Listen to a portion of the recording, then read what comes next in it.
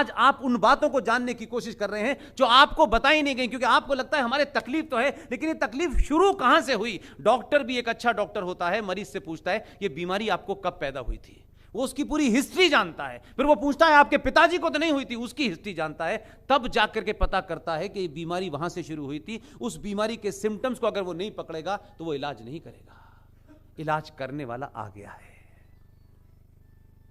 अब उसका चेहरा किसी को नहीं अच्छा लगता है, तो ये तुम्हारी समस्या है। इसलिए ऐसे ही नहीं आया। आपको शायद इस नस्ल में पता नहीं चलेगा, ये तिरुपति का मंदिर ऐसे ही नहीं बना है। ऐसे ही नहीं बना है कि यहां मंदिर कम थे, यहां कुछ वहां के मानने वाले ज्यादा थे।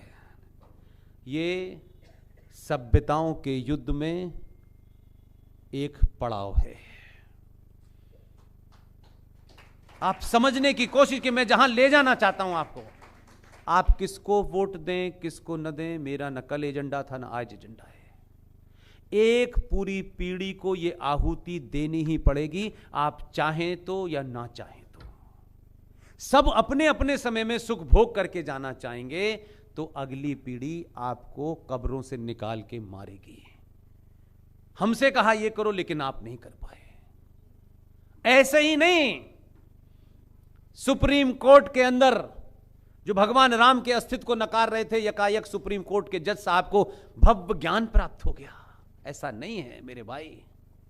आप तो प्रदीप भाई पर्दे के पीछे की दुनिया जानते हैं। यह बात अलग है कि माइक पे आप जबरदस्त बोलते हैं, सच तो जानते हैं ना आप, कहां कहां क्या क्या हुआ।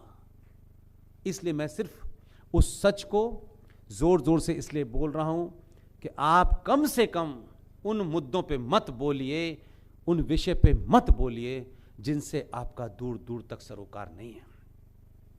तिलक लगाने से पंडित हो जाता हो, गेरुए वस्त्र पहनने से अगर कोई पंडित हो जाता हो तो माफ कीजिएगा। भारतीय सनातनी सभ्यता अनादि अनादिकाल से, जब से इस ब्रह्मांड की उत्पत्ति हुई है और जब तक इस ब्रह्मांड है, तब से लेके अब तक भारतीय सनातनी सभ्यता हमेशा से जाति प्रधान नहीं रही, कर्म प्रधान रही है। कोई ब्राह्मण मां के पेट से जन्म नहीं लेता, कोई ठाकुर मां के पेट से जन्म नहीं लेता।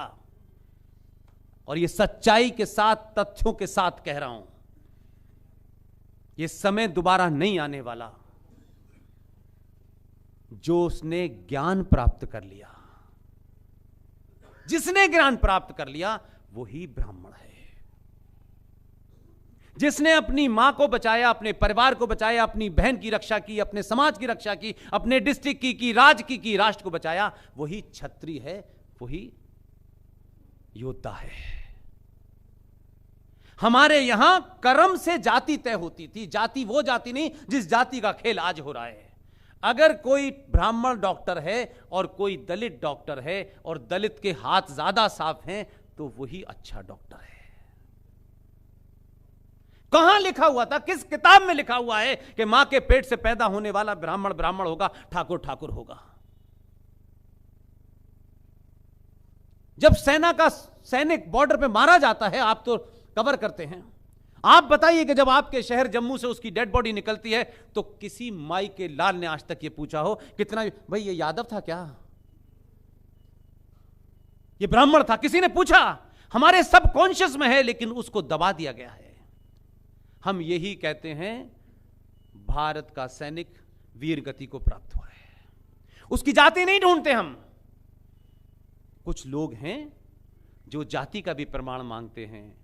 हमने पाकिस्तान में स्ट्राइक की थी कि नहीं की थी उसका भी मांगते हैं। कुछ लोग पैदाइशी मांगते हैं। अब उन्होंने कभी अपने पिताजी से यह नहीं पूछा कि पिताजी तुम ये प्रमाण दो कि तुम मेरे पिता हो, ये कैसे पता चलेगा? आप जानते हैं भारतीय सनातन संस्कृति की ताकत बता रहा हूं मैं आपको। दुनिया की किसी साइंस की जरूरत नहीं थी। यह सिर्फ हमारी सभ्यता है जिसमें सब कुछ क्रिस्टल क्लियर है। आपका किन से टकराव हो रहा है? जिनके यहां कंसेप्ट ऑफ मैरिज ही नहीं था, आप उनको फॉलो कर रहे हैं। हमारे यहां शादी 7 फेरों के बाद जन्मों का संबंध होता है। इस्लाम में मैरिज कॉन्ट्रैक्ट होती है। अगर आप कॉन्ट्रैक्ट से निकले तो वो जो पैसा आपने मेहर के नाम पे दिया है वो वापस करना होगा। और तीसरे जो है अंकल सैम, उनके यहां तो होती नहीं थी। उनके यहां एक युवा लड़के और एक लड़की का मिलन, और उस मिलन से उत्पन्न होने वाली औलाद क्या कहलाती थी? क्या कंसेप्ट था उनके यहां? उनके यहां उस दौरान एक युवा एक लड़की मिले और उससे अगर कोई संतान पैदा हो जाए, उस संतान को स्टेट पालती थी। और स्टेट ने ऐसे बड़े बड़े हॉल बना रखे थे अपने यहां। आप इतिहास पढ़िए, कुछ भी ऐसा नहीं है जो मैं नई बात कह रहा हूं। ऐसे ही बड़े बड़े हॉल बनते थे। और कमाल देखिए, ये हम थे, हमने दी है सभ्यता। हमारे कपड़े फट गए, हम थोड़ा सा अंग्रेजी नहीं जानते, तो हमारी सभ्यता कमजोर नहीं हुई। इतने हम इन्फिनिटी कॉम्प्लेक्स के शिकार नहीं है। लेकिन ये भरा गया।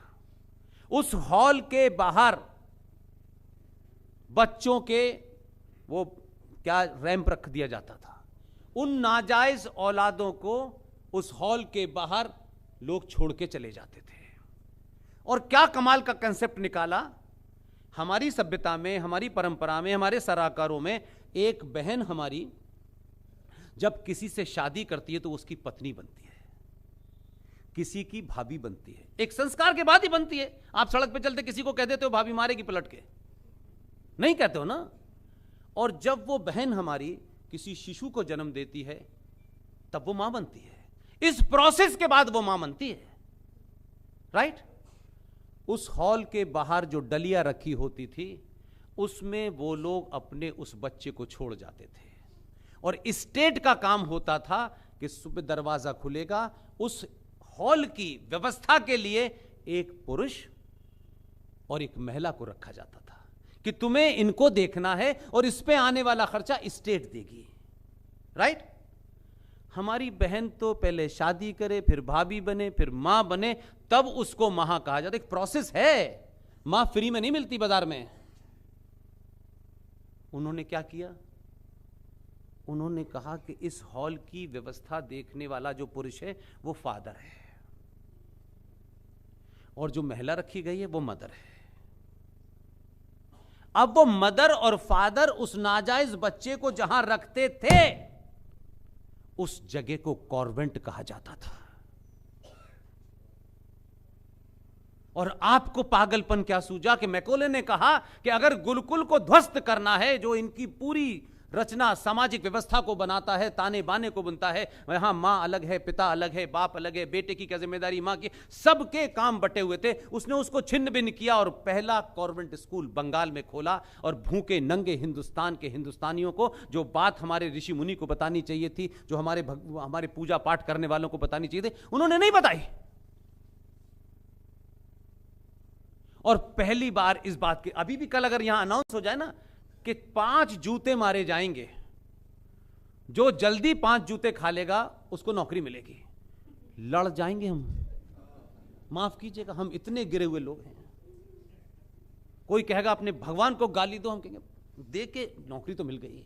नौकरी के पीछे मरे जा रहे हैं। क्या जिन पे नौकरी नहीं है वो जिंदा नहीं है? क्या सबको नौकरी मिल जाती है?